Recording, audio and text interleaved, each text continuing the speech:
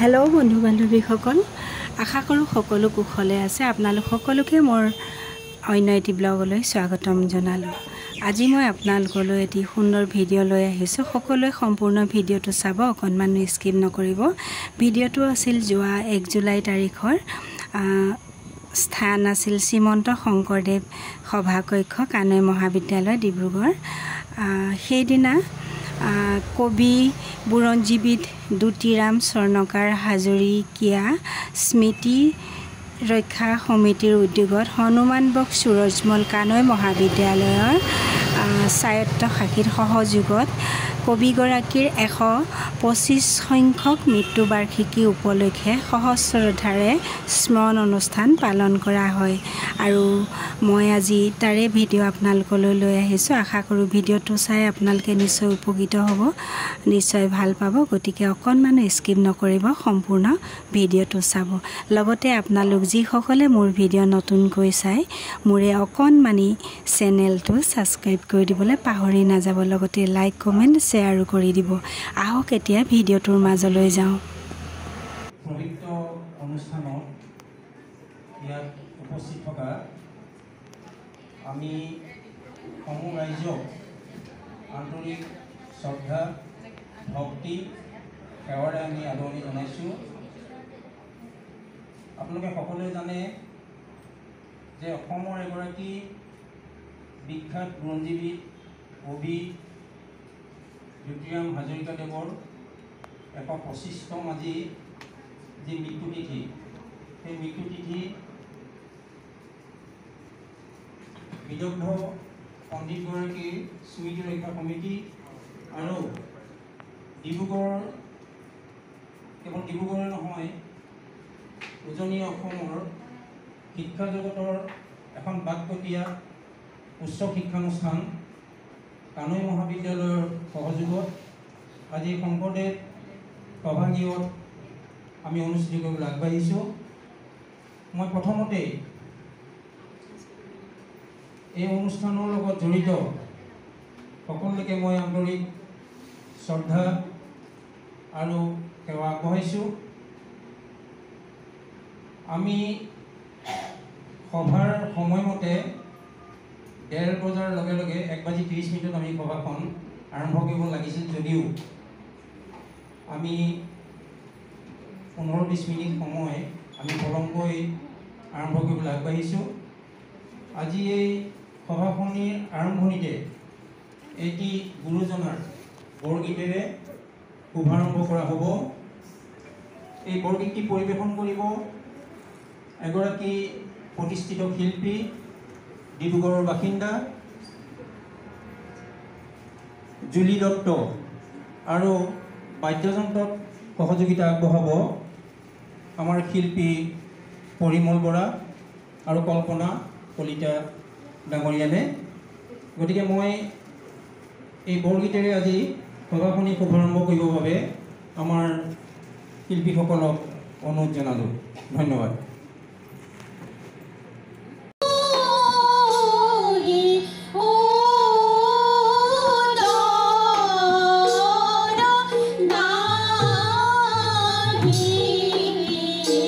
Oh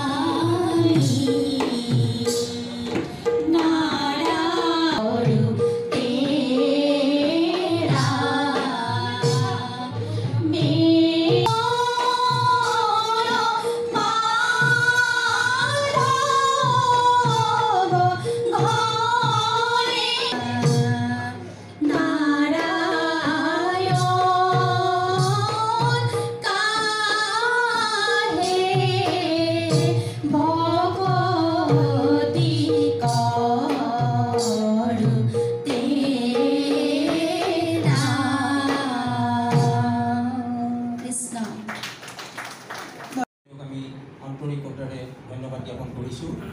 এটি সুন্দৰ বৰগীতেৰে আমাক সকলোকে আপ্লুত কৰিলে। আমি এই আপাহতে শিল্পী তিনিগৰাকীকে দ্বিতীয় হাজৰিকা স্মৃতি ৰক্ষা সমিতিৰ হৈ আমি ৰীণা ঢলুৱা বাইদেউক আমি এখন স্মৃতি ৰক্ষা সমিতিৰ তৰফৰ পৰা কৃতজ্ঞতা পত্ৰ এখন আমি যুগুত কৰিছিলোঁ। এই তিনিগৰাকী শিল্পীকে এখনকৈ কৃতজ্ঞতা পত্ৰ প্ৰদান কৰিবৰ বাবে মই আমাৰ ৰীণা ঢলুৱা বাইদেউক অনুৰোধ জনাইছোঁ। আপোনালোকক জনাবলৈ পাই অতি আনন্দিত। আজি এই সভাৰ গৃহত আমাৰ কবি, বুৰঞ্জীবি, বিশিষ্ট পণ্ডিত দুতিৰাম হাজৰিকাদেৱৰ 125তম যি মৃত্যু বাৰ্ষিকী, এই বাৰ্ষিকীৰ উপলক্ষে আজি যি স্মৃতিচৰণ সভা, এই সভাত অসমৰ ভালেকেইগৰাকী আমাৰ বিশিষ্ট ব্যক্তি সমবেত হৈছেহি। মই এই সুযোগতে আজি সভাগৃহত আসন গ্ৰহণ কৰি থকা ডিব্ৰুগড়বাসী ৰাইজ আৰু অসমৰ বিভিন্ন প্ৰান্তৰ পৰা অহা মই সকলোকে পুনৰ সশ্ৰদ্ধ সেৱা আৰু ভক্তি জ্ঞাপন কৰিছোঁ। আৰু আমাৰ শিল্পী কেইগৰাকী আমাৰ বাইদেৱে একোখনকৈ কৃতজ্ঞতা পত্ৰ প্ৰদান কৰিবলৈ মই অনুৰোধ জনাইছোঁ।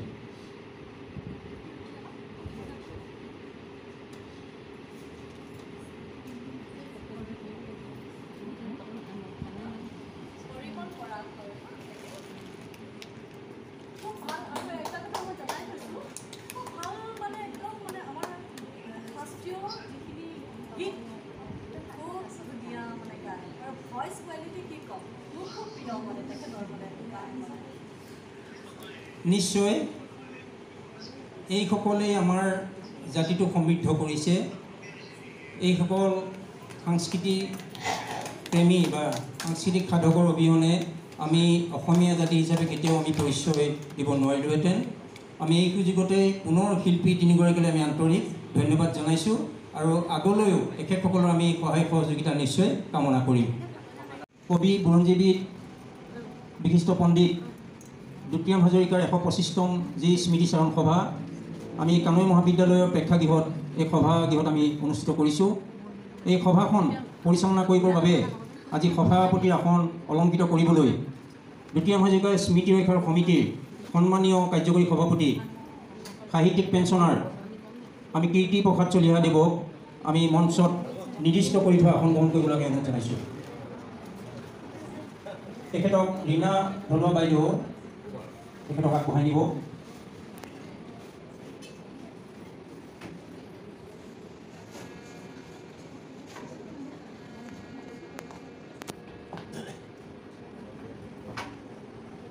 এই আমাৰ মাজত কীৰ্তি প্ৰসাদ চলিহা ডাঙৰীয়া সাহিত্যিক পেঞ্চনাৰ, তেখেত তিনিচুকীয়াৰ পৰা আহিছে। দুতিৰাম হাজৰিকাৰ স্মৃতি ৰক্ষা সমিতিৰ লগত তেখেত ওতঃপ্ৰোতভাৱে জড়িত প্ৰথম অৱস্থাৰ পৰাই। আমি তেখেতলৈ আন্তৰিক শ্ৰদ্ধা জ্ঞাপন কৰিছোঁ।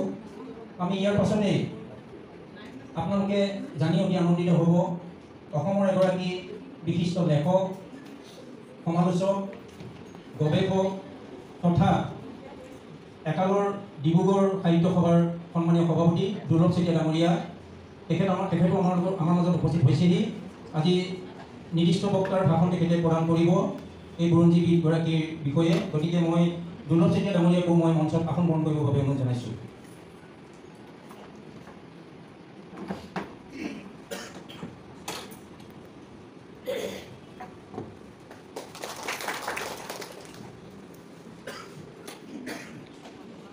আমি অতিকৈ সৌভাগ্যৱান। আপোনালোকে জানিব যে দুতিৰাম হাজৰিকা স্মৃতি ৰক্ষা সমিতিৰ এগৰাকী সন্মানীয় উপদেষ্টা, আমাৰ জ্যেষ্ঠ সাংবাদিক আৰু অসমৰ বৌদ্ধিক সমাজেই হওক বা সাংস্কৃতিক সমাজেই হওক বা সংবাদ ক্ষেত্ৰতেই হওক তেখেত এগৰাকী স্বনামধন্য ব্যক্তি, গোলাঘাটৰ পৰা আহিছে অপূৰ্ব গোস্বামী ডাঙৰীয়া। আমি অতি গৌৰৱেৰে আৰু আনন্দৰে আমি আপোনালোকক জনাবলৈ পাই সুখী হৈছোঁ যে আজি কিছুদিনৰ আগতে তেখেতে মহিম চন্দ্ৰ গিৰি বঁটা তেখেতে পাবলৈ সক্ষম হৈছে, সেই বঁটাৰে বিভূষিত হৈছে। আমি অপূৰ্ব গোস্বামী ডাঙৰীয়াকো আমাৰ নিৰ্দিষ্ট বক্তাৰ সভাপতি মহিলাৰ কাষতে আসন গ্ৰহণ কৰিবলৈ অনুৰোধ জনাইছোঁ।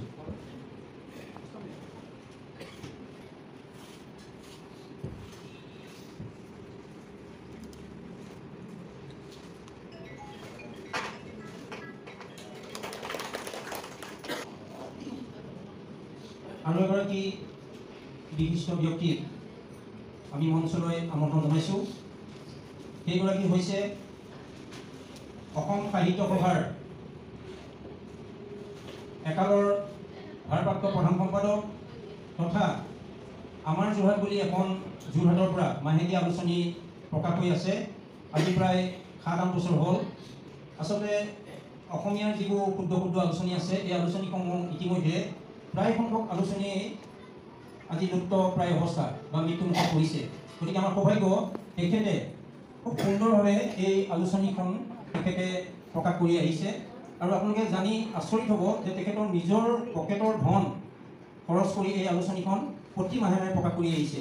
সেইগৰাকী ব্যক্তি হৈছে সুদূৰ যোৰহাটৰ পৰা আহিছে প্ৰতাপ চন্দ্ৰ বৰুৱা। আমি তেখেতকো মঞ্চত আসন গ্ৰহণ কৰিবৰ বাবে অনুৰোধ জনাইছোঁ। আমি আজি এই শুভ মুহূৰ্তত বিশেষভাৱে আমি খুব আনন্দিত আৰু গৌৰৱবোধ কৰিছোঁ। আপোনালোকে জানি সুখী হ'ব যে উজনি অসমৰ সংবাদ জগতৰ এখন আগশাৰী বাতৰি কাকত, যিখন বাতৰি কাকতৰ অবিহনে অসমীয়া জাতিটো কেতিয়াও কল্পনা কৰিব নোৱাৰি। সেই বাতৰি কাকতখনেই হৈছে দৈনিক জনমভূমি। এই দৈনিক জনমভূমি বাতৰি কাকতৰ ডিব্ৰুগড়স্থিত আমাৰ শ্ৰদ্ধাৰ সাংবাদিক মানৱ দত্ত ডাঙৰীয়া মঞ্চত উপস্থিত। আমি তেখেতকো আমি মঞ্চত অকণমান আসন গ্ৰহণ কৰিবলৈ আপোনাক অনুৰোধ জনাইছোঁ। আমি মানৱ দত্ত ডাঙৰীয়াক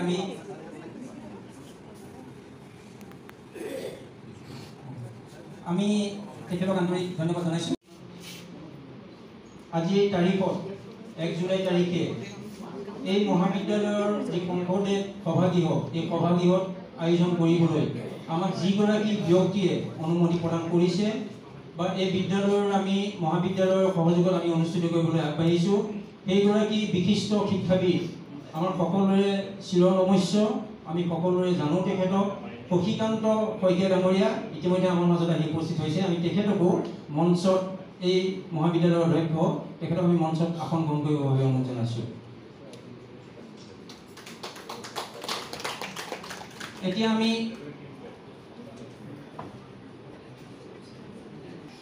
খুব কম সময়ৰ ভিতৰতে আমি সভাখন শেষ কৰিব লাগিব। দূৰণিবতীয়াও ৰাইজ আছে। আজি বুৰঞ্জীবিদগৰাকীৰ প্ৰতি সকলোৰে শ্ৰদ্ধাঞ্জলি নিবেদন কৰিব। আমি সকলোৱে জানিম নজনা কথা। মই আপোনালোকক পুনৰ অনুৰোধ জনাইছোঁ যাতে সভাখন শেষ হোৱালৈকে আপোনালোকৰ সহযোগিতা কৰি আমাক আশীৰ্বাদ প্ৰদান কৰিব। আমি গোটেইগৰাকী মঞ্চত আসন গ্ৰহণ কৰা এই সভাপতিকে প্ৰমুখ কৰি নিৰ্দিষ্ট বক্তা, বিশিষ্ট অতিথি আৰু আমাৰ আজি সভাৰ উদ্বোধক শশীকান্ত শইকীয়া ডাঙৰীয়া, আমি সকলোকে একোখনকৈ গামোচা আৰু কৃতজ্ঞতা পত্ৰৰে আনুষ্ঠানিকভাৱে সম্বৰ্ধনা জনাবলৈ, আদৰণি জনাবলৈ আমি অনুৰোধ জনাইছোঁ। কল্পনা কাশ্যপ, সঞ্জনা বৰদলৈ আৰু ৰুবি মেধি, মই আটাইকেইগৰাকীকে আমাৰ মঞ্চত আসন গ্ৰহণ কৰি থকা বিশিষ্ট ব্যক্তিসকলক একোখনকৈ আমাৰ স্বাভিমান স্বৰূপ গামোচাৰে আদৰণি জনাবৰ বাবে অনুৰোধ জনাইছোঁ।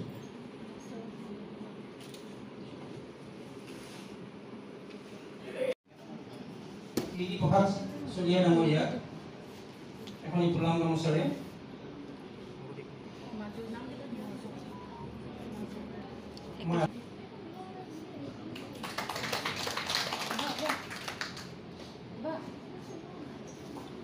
কৰিছোঁ। সেইগৰাকী মহান ব্যক্তিৰ পণ্ডিত বুৰঞ্জীবিদ জ্যোতিৰাম হাজৰিকা দেৱৰ তেখেতৰ প্ৰতিচ্ছবি এগছি বন্তি প্ৰজ্বলন কৰিবৰ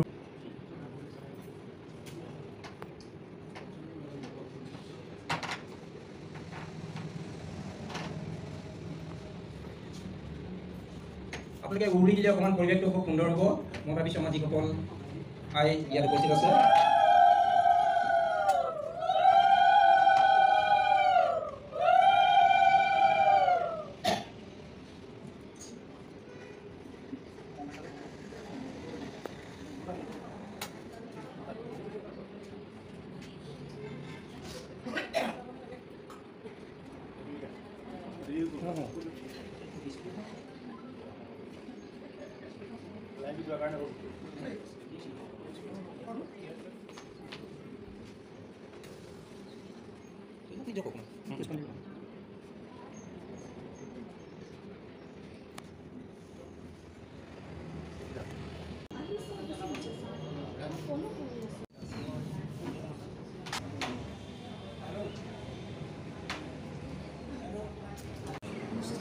বিশিষ্ট পণ্ডিত কবি বুৰঞ্জীবিদগৰাকীৰ মন্তব্য কৰা হ'ব।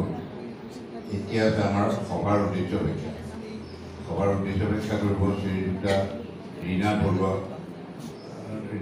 কাছে। তেখেত আমাৰ যিটো জ্যোতিৰাম হাজৰিকাৰ স্মৃতি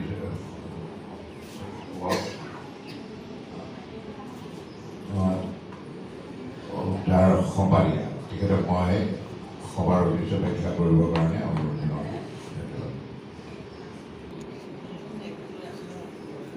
নমস্কাৰ। আজি আমাৰ পদ্য বুৰঞ্জীবিদ পণ্ডিত জ্যোতিৰাম স্বৰ্ণকাৰ হাজৰিকাদেৱৰ ১২৫তম মৃত্যুবাৰ্ষিক উপলক্ষে আমি স্মৰণ কৰিবৰ কাৰণে সকলোৱে সমবেত হৈছে। আমাৰ সভাপতিত্ব পদত প্ৰীতিপ্ৰসাদ চলিহা ডাঙৰীয়া, তেখেতক মই আন্তৰিক নমস্কাৰ জনাইছোঁ। নিৰ্দিষ্ট বক্তা হিচাপে দুৰ্লভ চেতিয়া ছাৰ, তেখেতক মই আন্তৰিক নমস্কাৰ জনাইছোঁ। আমাৰ হনুমানক কানৈ মহাবিদ্যালয়ৰ অধ্যক্ষ শশীকান্ত ছাৰ, তেখেতকো মই আন্তৰিক ধন্যবাদ জনাইছোঁ। অপূৰ্ব বল্লভ গোস্বামীদেৱ, তেখেতকো মই আন্তৰিক শুভেচ্ছা জনাইছোঁ। তেখেত সুদূৰ গোলাঘাটৰ পৰা আহিছে। আৰু আমাৰ শ্ৰদ্ধাৰ ছাৰ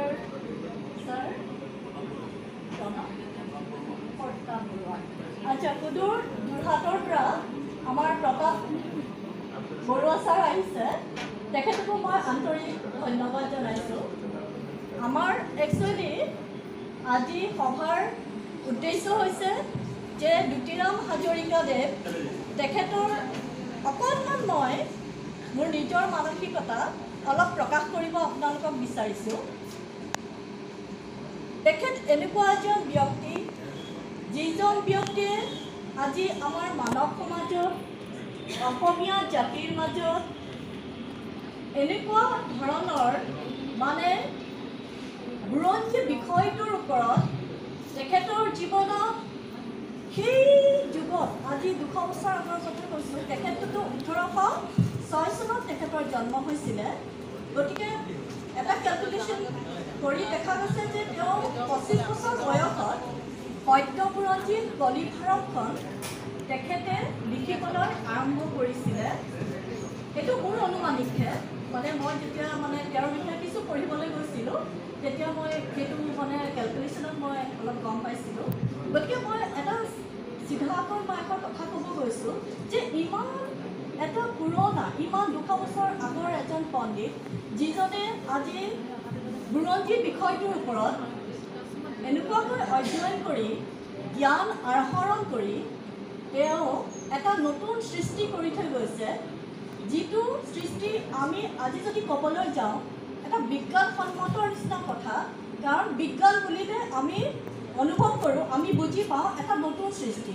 যিজন ব্যক্তিয়ে আজি বুৰঞ্জীৰ ওপৰত আজি গদ্য, যিটো বুৰঞ্জী বুলি ক'লে আমি জেনেৰেলি কি হয় গদ্যটো বুজি পাওঁ, কিন্তু তেখেতে সেই যুগতেই বজ্ৰাৱলী ভাষাত এটা নতুন সৃষ্টি কৰি তেখেতে সমাজৰ মাজত পদ্য বুৰঞ্জী ৰচনা কৰি গৈছে। আৰু এই বিষয়ে আমাৰ সূৰ্যকুমাৰ ভূঞাদেৱে সেই সময়খিনিতে, যিখিনি সময়ত আমাৰ পিছপৰা জাতি বুলি এটা বিষম এটা জাগৰণৰ সৃষ্টি হৈছিলে, আন্দোলন সৃষ্টি হৈছিলে, সেই সময়ছোৱাতে জ্যোতিৰাম হাজৰিকাদেৱৰ নিচিনা এজন পণ্ডিতক তেখেতে বৰ সাহস কৰি গোটেই সেই সময়ত জনা হিচাপত সেই সময়ছোৱাত সূৰ্যকুমাৰ ভূঞাদেৱৰ সময়ছোৱাত যিমান অসমৰ বুৰঞ্জী আছিলে তেওঁলোকে সাঁচিপত্ৰ সংগ্ৰহ কৰিছিলে। সেই সংগ্ৰহ কৰাৰ সময়ছোৱাতে জ্যোতিৰাম হাজৰিকাদেৱৰ নিচিনা এজন পণ্ডিত, যিজন পণ্ডিতে পদ্য আকাৰত বুৰঞ্জী লিখি থৈ গৈছে, তেখেতক কৈছে যে এখেত অসমীয়া বুৰঞ্জীৰ এজন মেৰুদণ্ড স্বৰূপ।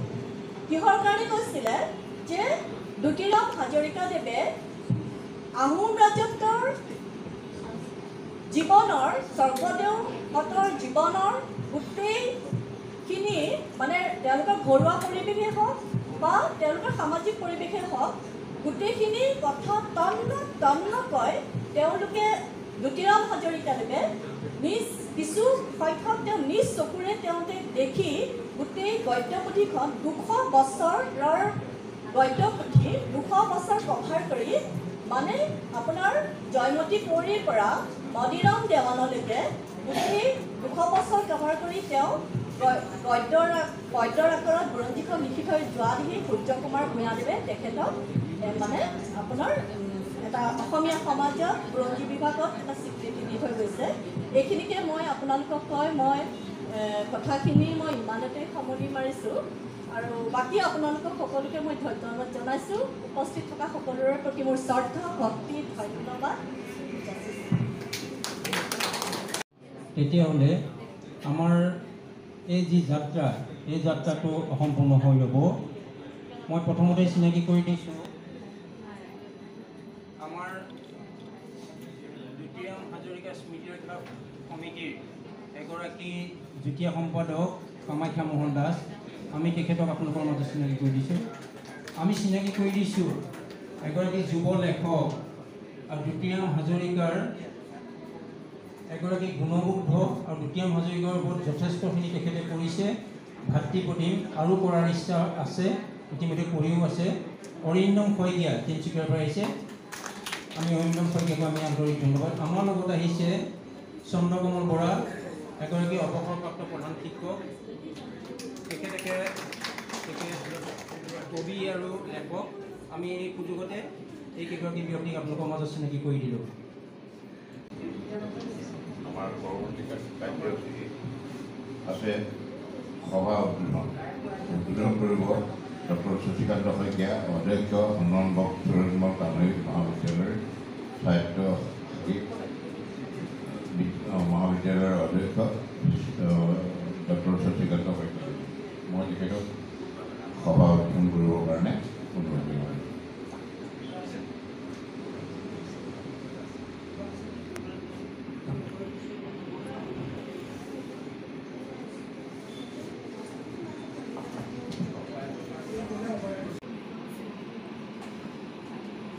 ধন্যবাদ জনাইছোঁ সকলোকে।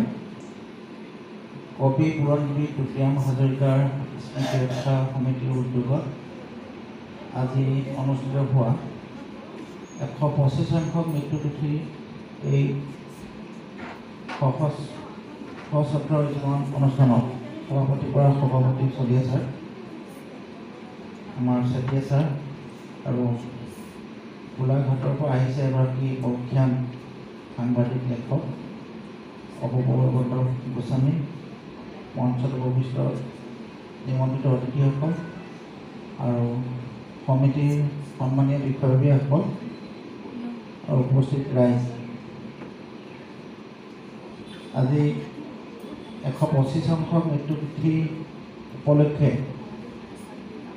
স্মৃতি ৰক্ষা সমিতিয়ে যিগৰাকী বুৰঞ্জীবি জ্যোতিৰাম হাজৰিকা স্মৰণ কৰিবলৈ লৈছে, মই উদ্যোক্তাসকলক ধন্যবাদ জ্ঞাপন কৰিছোঁ।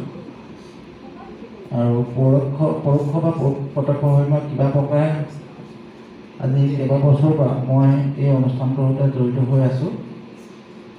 মই বিভিন্ন সময়ত নিমন্ত্ৰণ কৰি যাব নোৱাৰোঁ সভাবিলাকত ব্যস্ততাৰ বাবে, আৰু আজি এই অনুষ্ঠানটো যিহেতু মোক নিমন্ত্ৰণ কৰিছে, মই ক'লোঁ কানৈ মহাবিদ্যালয়ত কৰিলে মই অকণমান দেখা দিব পাৰিম, আৰু সেই সূত্ৰে আজি অনুষ্ঠানটো ইয়াতে আয়োজন কৰিছে।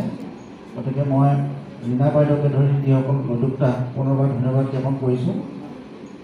ইতিমধ্যে আমাৰ ৰীণা বাইদেৱে কথাখিনি কৈছে, আৰু বিগত সময়ছোৱাতো যথেষ্টখিনি আমাৰ এই বুৰঞ্জীবিদগৰাকীৰ বিষয়ে আলোচনা হৈছে।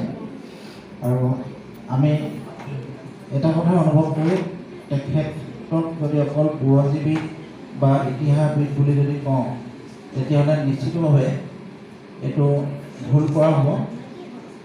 তেখেতে প্ৰাচীন যি তথ্য শুদ্ধ আৰু সত্যৰ ওপৰত প্ৰকাশ কৰি আধুনিক যিটো সময়, এই আধুনিক সময়ত তেওঁৰ সেই সময়ৰ তথ্য বা ইতিহাসখিনি প্ৰাসংগিক কৰি তোলা বুলি মই অনুভৱ কৰিছোঁ আৰু সেইকাৰণে এগৰাকী বুৰঞ্জীবিদ বা ইতিহাসবিদ হিচাপে তেখেতক স্মৰণ কৰাটো আমাৰ নতুন প্ৰজন্মৰ কাৰণে অতি গুৰুত্বপূৰ্ণ বুলি মই ভাবোঁ আৰু ইতিহাস সংৰক্ষণ কৰা ইতিহাস বা বুৰঞ্জী কেনেকৈ লিপিবদ্ধ কৰা এই যিটো পৰম্পৰা এই পৰম্পৰাটো যিহেতু আহোম অকল কেইখনমান কিতাপ আজি কলিভাৰ বুৰঞ্জী হওক ৰসী পুৰাণ বনিয়া জাতিৰ বুৰঞ্জী হওক এইকেইখনৰ কথা আলোচনা কৰি থাকিলে মই ভাবোঁ এটা সীমিত পৰ্যায়ত আলোচনা কৰা যেন হ'ব গতিকে আচলতে তেওঁৰ সাহিত্যৰ ক্ষেত্ৰত আশা কৰোঁ ভিডিঅ'টো চাই আপোনালোকে নিশ্চয় ভাল পালে ভিডিঅ'টো অৱশ্যে যথেষ্ট দীঘলীয়া সেয়েহে মই খণ্ড খণ্ডকৈ প্ৰচাৰ কৰিম আপোনালোকৰ মাজলৈ আপোনালোকে মোৰ ভিডিঅ'সমূহ চাই থাকিব আপোনালোকৰ মৰম চেনেহ আশীৰ্বাদ পালে অকণমান মই মোৰ চেনেলটো আগুৱাই লৈ যাব পাৰিম বুলি আশা কৰিছোঁ আৰু যদি ভিডিঅ'টো প্ৰচাৰ কৰোঁতে ক'ৰবাত কিবা মোৰ ভুল ত্ৰুটি ৰৈ গৈছে আপোনালোকে মোক ক্ষমা কৰি দিব আৰু ৰীণা ঢলুৱা বাইদেউ আপোনাক বহুত বহুত ধন্যবাদ জনাইছোঁ আপুনি মোক ইমান এটা মহান অনুষ্ঠানৰ ভিডিঅ' মোৰে অকণমানি চেনেলটোত প্ৰচাৰ কৰিবলৈ সুবিধা দিয়াৰ বাবে লগতে সভাত উপস্থিত থকা সকলোকে মই সেৱা জনাইছোঁ আজিলৈ ইমানতে সামৰিছোঁ শেষত আপোনালোক সকলোকে বহুত বহুত ধন্যবাদ জনালোঁ মোৰ লগত সম্পূৰ্ণ ভিডিঅ'টো চোৱাৰ বাবে সকলো ভালে থাকক কুশলে থাকক আজিলৈ ইমানতে সামৰিছোঁ বাই বাই